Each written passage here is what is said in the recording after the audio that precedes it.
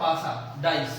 Dice में सबसे पहली बात तो ये जानने वाली है कि डाइस कितने प्रकार के होते हैं, डाइस के टाइप। तो टाइप दो टाइप के होते हैं, एक होता है सिंपल डाइस मतलब साधारण पासा, और एक होता है स्टैंडर्ड डाइस मतलब कि मानक पासा।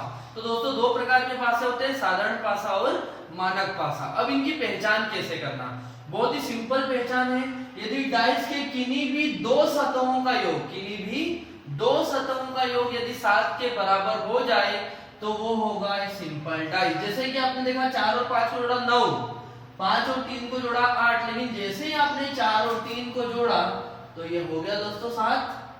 तो बस ये सिंपल सी पहचान है कि किन्हीं भी दो सतहों का योग यदि 7 के बराबर हो जाए तो वो होगा साधारण पासा, और कभी भी दो सतहों का योग 7 के बराबर नहीं हो तो वो होगा मानक पासा। जैसे 6 और 5 को जोड़ा 11, 5 और 3 को जोड़ा 8, 6 और 3 को जोड़ा 9, मतलब कभी भी वैल्यू 7 के इक्वल नहीं होगी, हमेशा क्या होगी, नॉट इक्वल टू 7। सिंपल सी डेफिनेशन, किन्हीं भी दो सतहों का योग 7 के बराबर हो जाए सिंपल पासा, साधारण पासा है, और कभी भी 7 के बराबर नहीं हो तो वो है मानक पासा।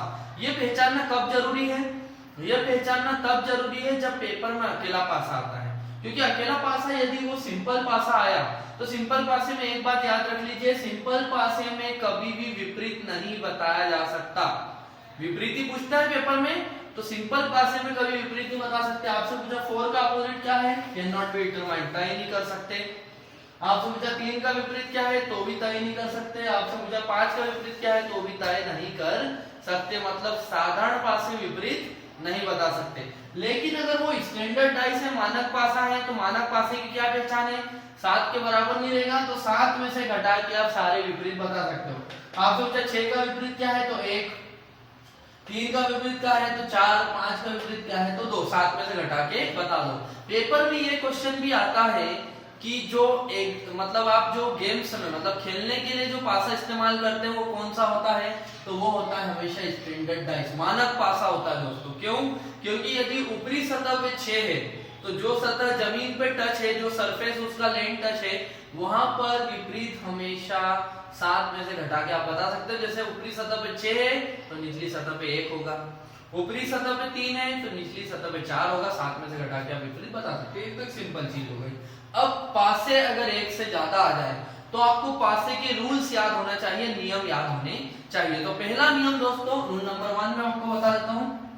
रूल फर्स्ट है आपका, क्या नियम है पहला नियम हो कि यदि डाइस का एक नंबर समान हो और उसकी प्लेस या पोजीशन भी समान हो।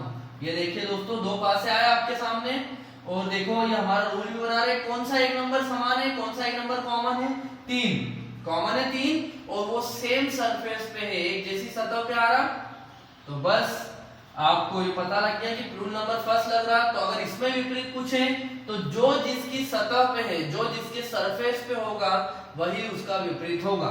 यदि आपसे पूछा 5 का विपरीत क्या है, तो 5 का विपरीत हो जाएगा 4, और 4 का विपरीत पूछे तो 5।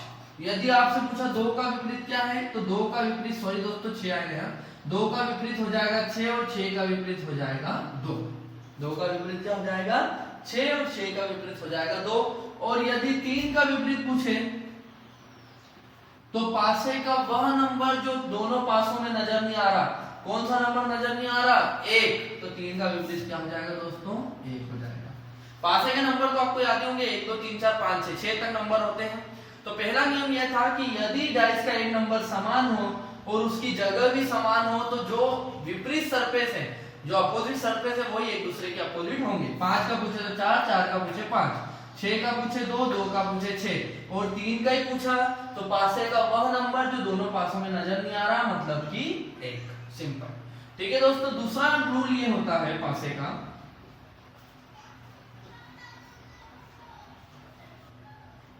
यदि पासे का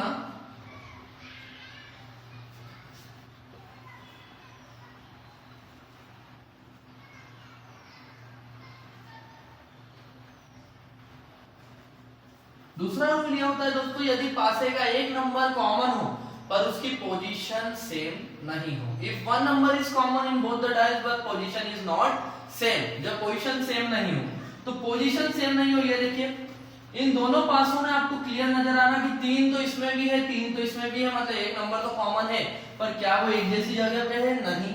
यहाँ फ्रंट पे दिख रहा हो या टॉप पे दिख रहा है, मतलब कि उनकी पोजीशन सेम नहीं है। तो जब इस तरह का क्वेश्चन आता है तो उसे कैसे सॉल्व करोगे? जो नंबर आपको कॉमन नजर आ रहा, कौन सा नंबर कॉमन दिख रहा? 3, तो उसको लिख दो सेंटर में, बीच में लिख दो उसे, और उसी नंबर से दोनों पासों को घड़ी की दिशा में घुमा दो। 3 की घड़ी की दिशा में क्या आ रहा? 5, और 5 की घड़ी की दिशा में क्या आ रहा? 6। 3 की घड़ी की दिशा में क्या आ रहा? 5, 5 की घड़ी की दिशा में क्या आ रहा? 6। फिर वापस से उसी नंबर पे जाइए जो नंबर समान है, कॉमन है। कौन सा? 3। बस, तो 3 की घड़ी की दिशा में क्या आ रहा? 2, और 2 की घड़ी की दिशा में क्या आ रहा? 4। 3 की घड़ी की दिशा में क्या आ रहा? 2, और 2 की घड़ी की दिशा में आ रहा है 4। इसको इस तरह आप सॉल्व कर सकते हैं। तो अब आपसे पूछा 4 का विपरीत क्या है? तो 6। 6 का विपरीत पूछे तो 4। 5 का विपरीत पूछे तो 2, 2 का विपरीत पूछे तो 5, और यदि 3 का ही विपरीत पूछा तो पासे का वह नंबर जो दोनों में नजर नहीं आ रहा, कौन सा नंबर नजर नहीं आ रहा है दोस्तों आपको? वो है 1। तो 3 का विपरीत क्या हो जाएगा? 1। आप इसको इस तरह भी सॉल्व कर सकते हो कि जो नंबर आपको कॉमन नजर आ रहा, कौन सा नंबर कॉमन नजर आ रहा? 3, तो उसको इस तरह 2 बार लिख दीजिए। जो नंबर आपको नजर आ रहा 3 आ रहा है, उसको लिख दीजिए, और 3 की घड़ी की दिशा में क्या आ रहा? 5, और 5 की घड़ी की दिशा में क्या आ रहा? 6। इस तरह लिख दीजिए। फिर वापस उसी नंबर से चले जाइए, 3 की घड़ी की दिशा में क्या आ रहा? 2, और 2 की घड़ी की दिशा में क्या आ रहा? 4। यहाँ भी आप आंसर सेम रहेंगे, कोई फर्क नहीं पड़ेगा, और सीक्वेंस से भी कोई फर्क नहीं पड़ेगा। मतलब आप पहले इस पासे को भी सॉल्व कर सकते हो, बाद में इस पासे को भी सॉल्व कर सकते हो, कोई सीक्वेंस से फर्क नहीं पड़ेगा। देखो दोस्तों, अभी भी आंसर चेंज नहीं हुए। 5 का विपरीत अभी भी 2 है, 2 का विपरीत 5 है, 6 का विपरीत 4 है, 4 का विपरीत 6 है। सिंपल। तो ये जब एक नंबर कॉमन हो तो पहले रूल आपको क्या याद रखना है? समान होना चाहिए, पोजीशन भी सेम होना, तो वो तो डायरेक्ट ही सॉल्व हो जाएगा, जो जिसकी सतह पे वो उसका विपरीत। और अगर नहीं हो तो इस तरह आपको सॉल्व करना पड़ेगा। कैसे? जो नंबर कॉमन उसको बीच में ले लो, और उसी नंबर से एक पासों को घड़ी की दिशा में घुमा दो। तो ये दोनों तरीके से आप सॉल्व इन क्वेश्चन को कर सकते हैं। तीसरा रूल, थर्ड रूल क्या है दोस्तों?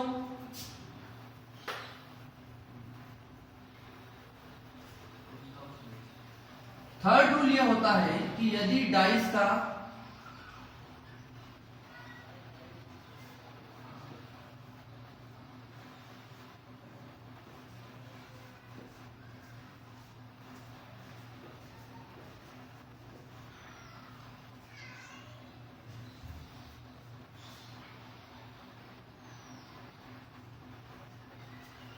थर्ड रूल दोस्तों आपका तीसरा नियम होता है यदि पासे के दो नंबर समान हो। अब यदि पासे के दो नंबर समान हो तो ये रूल आप एक जैसे पासों पे भी लगा सकते हो, या एक जैसी जगहों पे हो नंबर तो भी लगा सकते हो, या अलग अलग जगह पे हो तो भी लगा सकते हो। मतलब सिर्फ आपको ये देखना है कि कौन से दो नंबर समान है।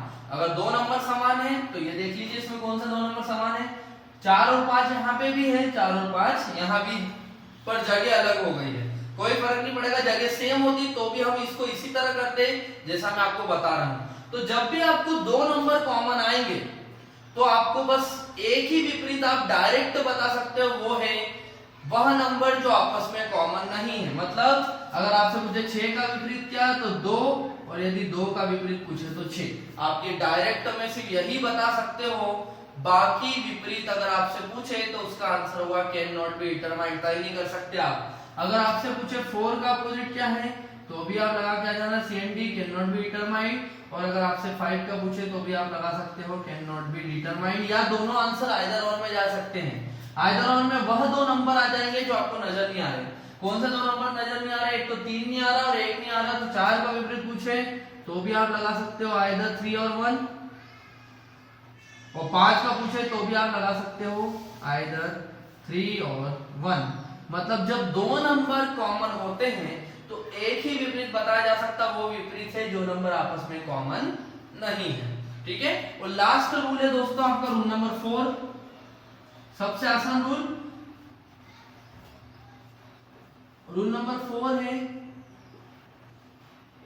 यदि एक भी नंबर कॉमन नहीं हो, एक भी नंबर कॉमन नहीं हो तो समझ ही जाओगे इसी के 3 नंबर अलग, इसके 3 नंबर अलग।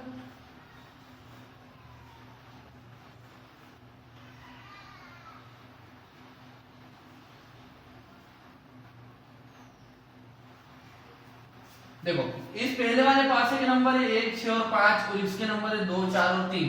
तो ये है नो नंबर इज कॉमन, एक भी नंबर कॉमन नहीं है। तो जब एक भी नंबर कॉमन नहीं होता, ये सबसे इजी क्वेश्चन है, जो जिसकी सतह पे है वो उसका विपरीत।